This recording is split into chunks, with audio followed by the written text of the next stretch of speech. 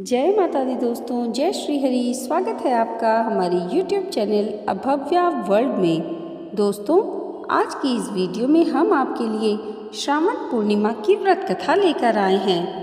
द्वापर युग में एक समय की बात है कि यशोदा जी ने कृष्ण से कहा, हे कृष्ण, तुम सारे संसार के उत्पन्न करता, पोषण तथा उसके संहार करता हो। आज कोई ऐसा व्रत मुझसे कहो जिसके करने से मृत्यु लोक में स्त्रियों को विधवा होने का भय न रहे तथा यह व्रत सभी मनुष्यों की मनोकामनाएं पूर्ण करने वाला हो। श्री कृष्ण कहने लगे, हे माता, तुमने अति सुंदर प्रश्न किया है। मैं तुमसे ऐसे ही व्रत को सविस्तार कहता हूँ। सौभाग्य की प्राप्ति के लिए स्त्रियों को 32 पूर्णिमाओं का व्रत करना चाहिए। इस व्रत को करने से स्त्रियों को सौभाग्य संपत्ति मिलती है। यह व्रत अचल सौभाग्य को देने वाला और भगवान शंकर के प्रति मनुष्य मात्र की भक्ति को बढ़ाने वाला है। यशोदा जी कहने लगी, हे कृष्ण, सर्वप्रथम इस व्रत को मृत्युलोक में किसने किया था, इसके विषय में विस्तार पूर्वक मुझसे कहो। श्री कृष्ण जी कहने लगे कि इस भूमंडल पर एक अत्यंत प्रसिद्ध राजा चंद्रहास से पालित अनेक प्रकार के रत्नों से परिपूर्ण कातिका नाम की एक नगरी थी। वहाँ धनेश्वर नाम का एक ब्राह्मण था और उसकी स्त्री अति सुशील और रूपवती थी। दोनों ही उस नगरी में बड़े प्रेम के साथ रहते थे।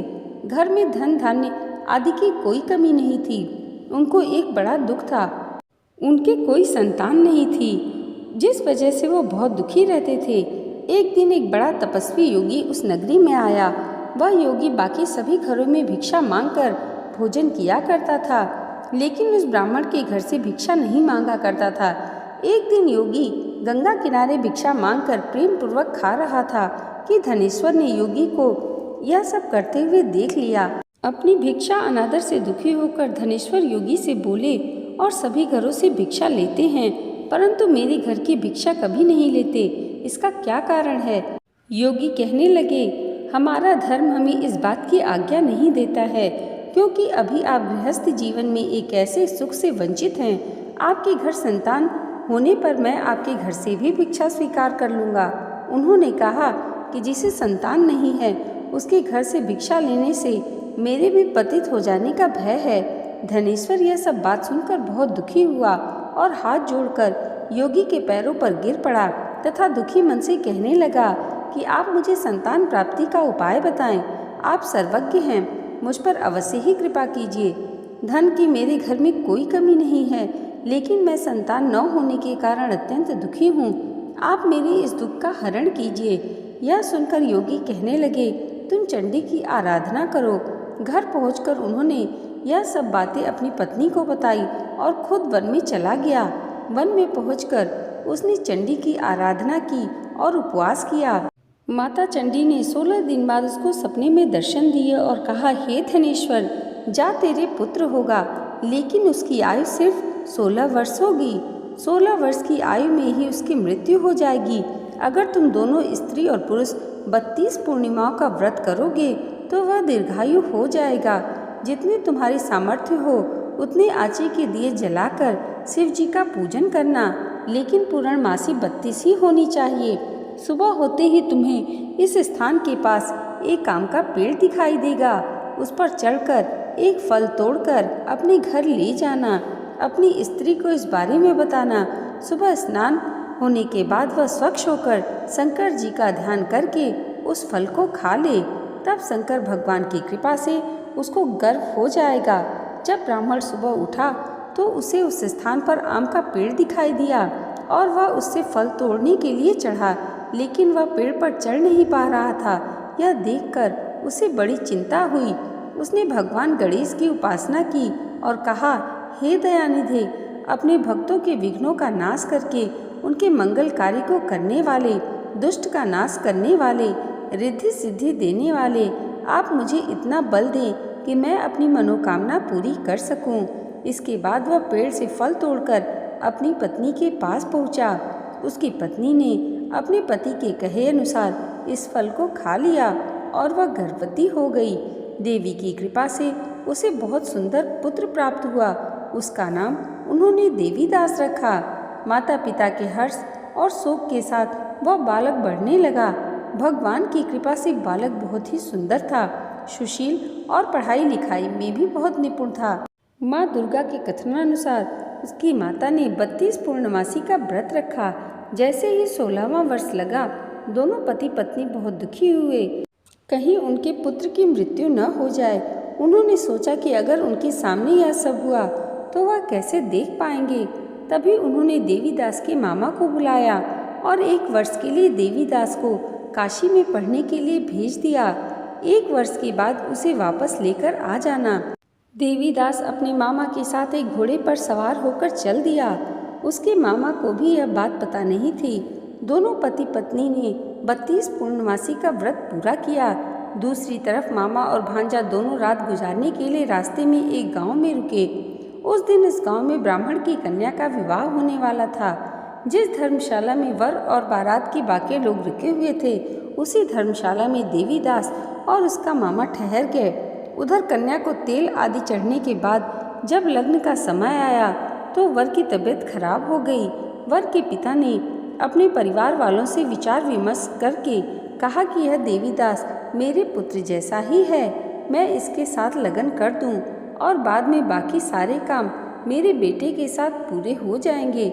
ऐसा कहने के बाद वर के पिता देवीदास को मांगने के लिए उसके मामा के पास गए और उन्हें सारी बात बताई। मामा ने कहा कि कन्यादान में मुझे जो कुछ भी मिलेगा हमें दे दिया जाए। वर के पिता ने बात स्वीकार कर ली। इसके बाद देवीदास का विवाह कन्या के साथ संपन्न हो गया। इसके बाद वह अपनी पत्नी के साथ भोजन न कर सका और मन में विचार करने लगा कि न जाने यह किसकी पत्नी होगी। यह सोचकर उसकी आंखों में आंसू आ गए।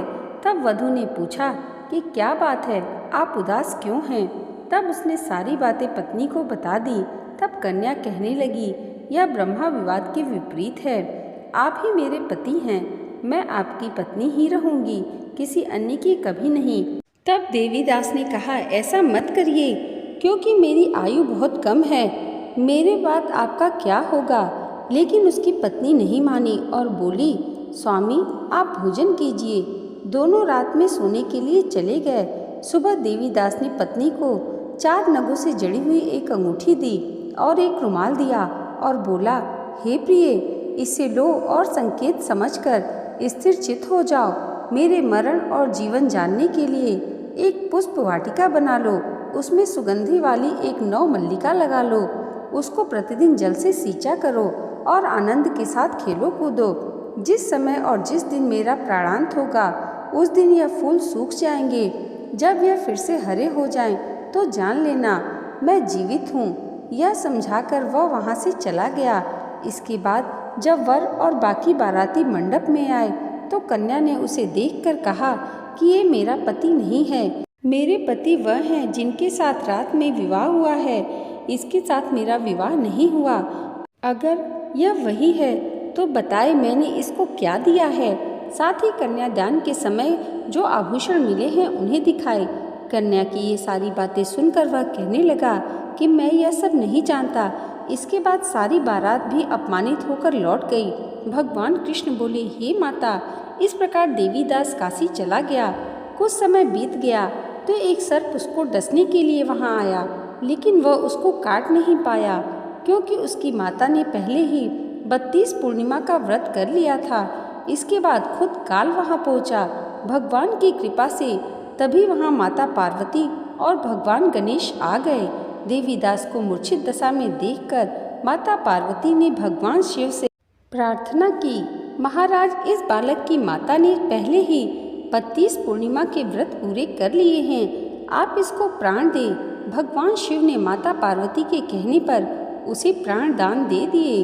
उधर उसकी पत्नी उसकी काल की प्रतीक्षा कर रही थी। उसकी पत्नी ने जाकर देखा कि पुष्प और पत्र दोनों ही नहीं हैं, तो उसको बहुत आश्चर्य हुआ और जब उसने देखा कि पुष्प वाटिका फिर से हरी हो गई है तो वह समझ गई कि उसका पति जिंदा हो गया है। इसके बाद वह बहुत ही प्रसन्न होकर अपने पिता से कहने लगी कि मेरे पति जीवित हैं, उनको ढूंढिए। जब 16वां वर्ष व्यतीत हो गया तो देवीदास भी अपने मामा के साथ काशी चल दिया। इधर उसकी पत्नी के परिवार वाले उन्हें ढूंढने के लिए जा ही रहे थे कि उन्होंने देखा कि देवीदास और उसका मामा उधर ही आ रहे थे। उसको देखकर उनके ससुर बहुत प्रसन्न हुए और उसे अपने घर ले आए। वहाँ सारा नगर इकट्ठा हो गया और कन्या ने भी उसे पहचान लिया। देवीदास ने उसके बाद अपनी पत्नी और मामा को लेकर वहाँ से चल दिया। उसके ससुर ने भी बहुत सा धन और दहेज देकर विदा किया। जब वह अपने घर की तरफ चल रहा था तो उसके माता पिता को लोगों ने खबर कर दी, तुम्हारा पुत्र देवीदास अपनी पत्नी और मामा के साथ आ रहा है। ऐसा समाचार सुनकर पहले तो उन्हें विश्वास नहीं हुआ, लेकिन जब देवीदास आया और उसने अपने माता पिता के पैर छुए तो देवीदास के माता पिता ने उनका माथा चूमा और दोनों को अपने सीने से लगा लिया। दोनों के आने की खुशी में धनेश्वर ने बहुत दान दक्षिणा ब्राह्मणों को दी।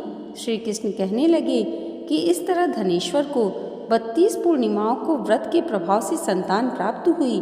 जो स्त्रियां इस व्रत को करती हैं वह जन्म जन्मांतरों तक वैधव्य का दुख नहीं भोगती और सदैव सौभाग्यवती रहती हैं। ऐसा मेरा वचन है। यह व्रत संतान देने वाला और सभी मनोकामनाओं को पूर्ण करने वाला है।